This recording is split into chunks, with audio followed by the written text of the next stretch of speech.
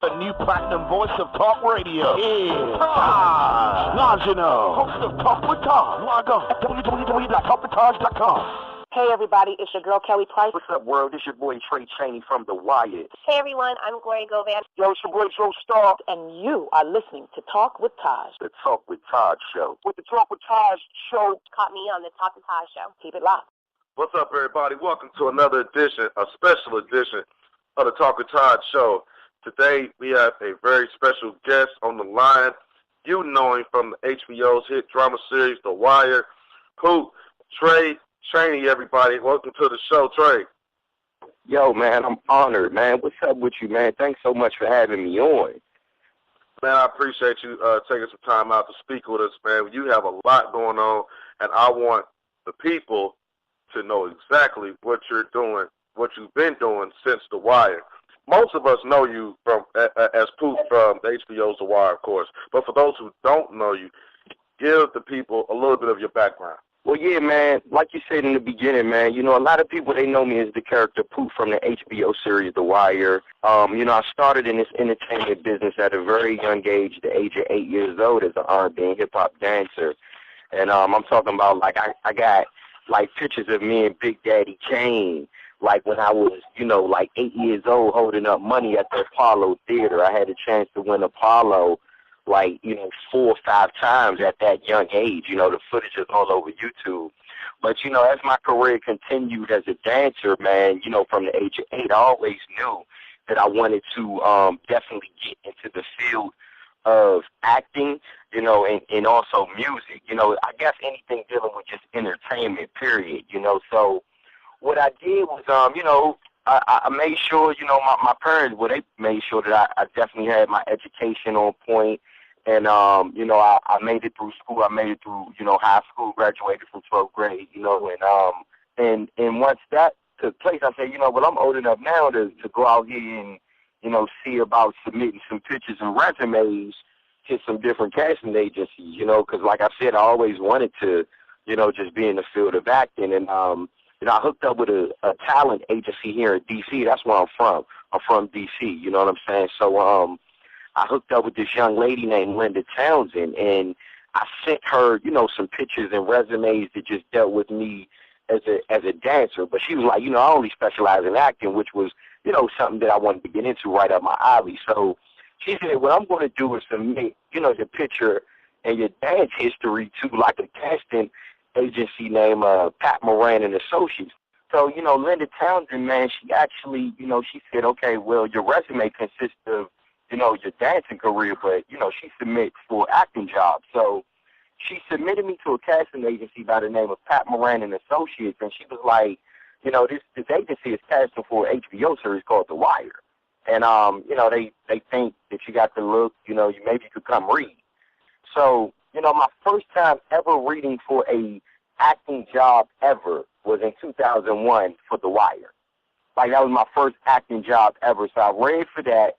And, you know, I got a call back. For those of you all who may not be familiar with what the callback is, it's actually, you know, they interested in, you know, having you on as an actor to be a part of the project. And so when I got the call back, I had to go back and read for, like, people like David Simon, who's the creator, you know, Nina Noble, Robert Cosbury, all these executive producers and people of that nature, you know, just to so they can get a feel for, you know, my character. So once I read, man, I remember just being real nervous, and because that was my first time, like I said, ever doing anything with acting. So once I read for the part, you know, I was getting a call back a couple weeks later saying that I was casting for the role of a character that was created by the name of Pooh, Malik Pooh Carr.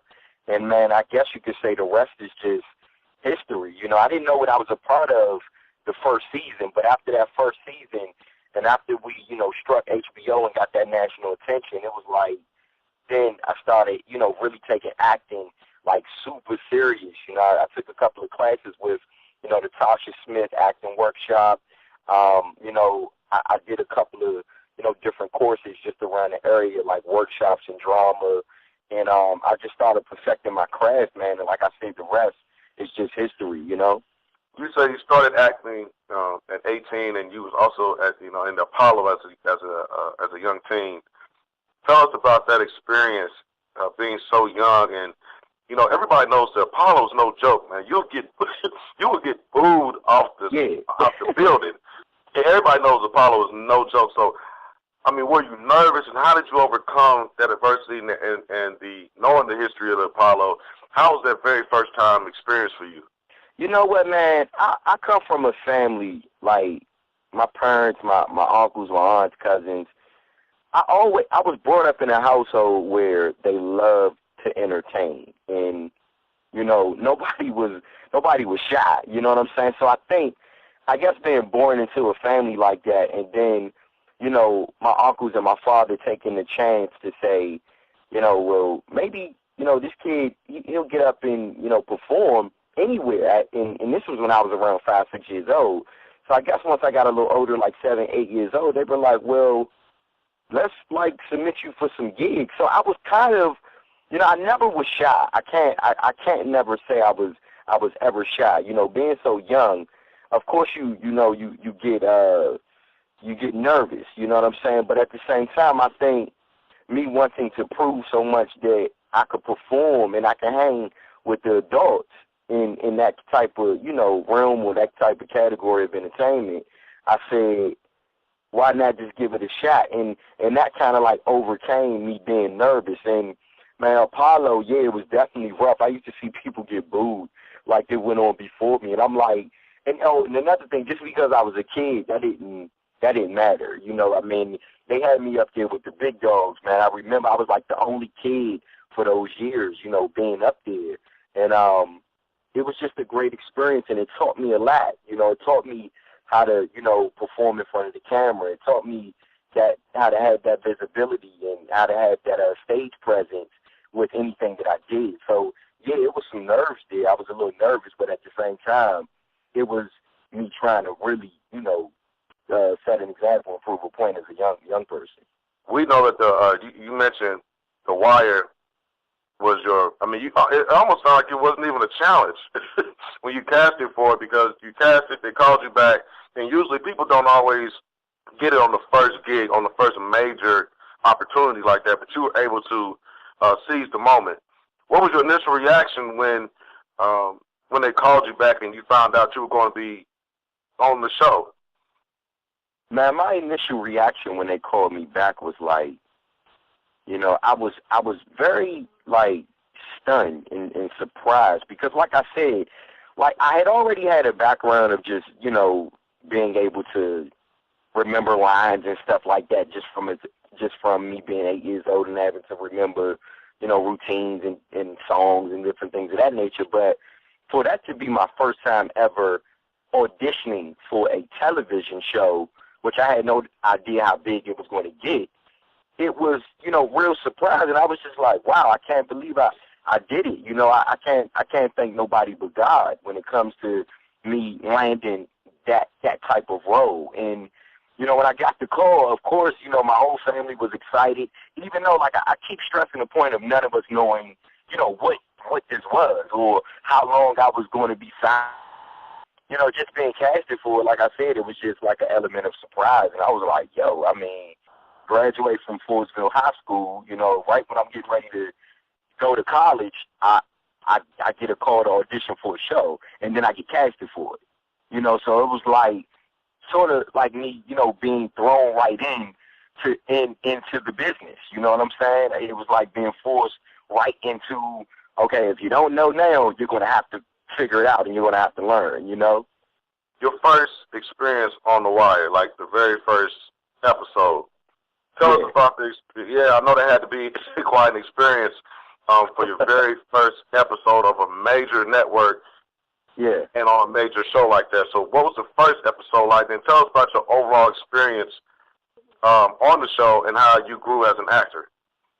Man, my first experience on The Wire, man, was, I wasn't used to trailers. I wasn't used to craft services like people, hair and makeup. I wasn't used to anything like that. So it was so exciting for me just to, experience someone saying, okay, well, you have a trailer You know, you have a bed in there, you have TV, you had things that you want. What do you want to eat for breakfast, lunch, and dinner? I mean, it was that type of excitement. You know, I mean, a kid being 18, 19 years old, just experiencing something like that, it just blew my mind. And then, you know, coming out of my trailer, you know, running into people like a couple trailers down from me, J.D. Williams, who played Bullied. You know, he was on Oz, and I used to watch Oz, and I'm like, wait a minute, this is the guy that I'm going to be, you know, acting with.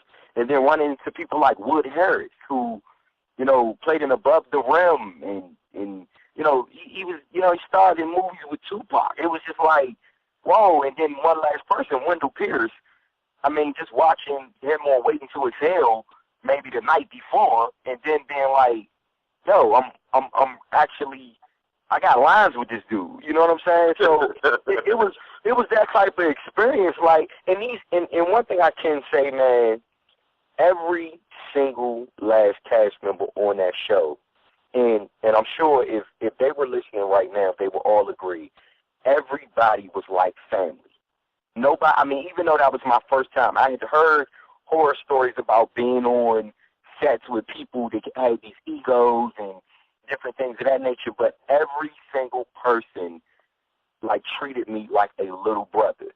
I mean, it was that type of, like, you know, energy. It was that type of feel of just being on there. And I guess I can say, yeah, that was the first experience, but overall, once I got the hang of the art and the craft of acting, it just, I really was like a sponge, you know, on set with these professional guys. They had already did, you know, a whole bunch of movies, and I was humbled. And I was just humbled just to watch, you know, the interaction between, like, Larry Gilliard, who played D'Angelo, and Idris Elba, who played Stringer Bell. You know, like, their interaction out, you know, I was like the student. You know, these guys were like the professors for me, and I was really just studying everything that they did, you know. So, like, even to this day, you know, I've done, you know, a couple of films, you know what I'm saying? Like, I produced, you know, like 3-4 films that's out right now, you know, in like Walmart and Target, and just, you know, I always, that overall experience of me being on The Wire, I have to give credibility to that, because that's what taught me. That's what kind of like enhanced me as an artist, you know. And it's just, you know, it's just like I'll never forget a show like that ever. I mean, I'm not one to sit up here and say that show didn't make my career. I mean, it did. You know what I'm saying? It allowed me to do other movies. You know, it allowed me to introduce other platforms of mine in the entertainment business, and it's just a great overall experience, man. And I'm honored just to, you know, The Wire. It's a historical show. You know, it's a very historical show. That show definitely will go down in history as one of the best shows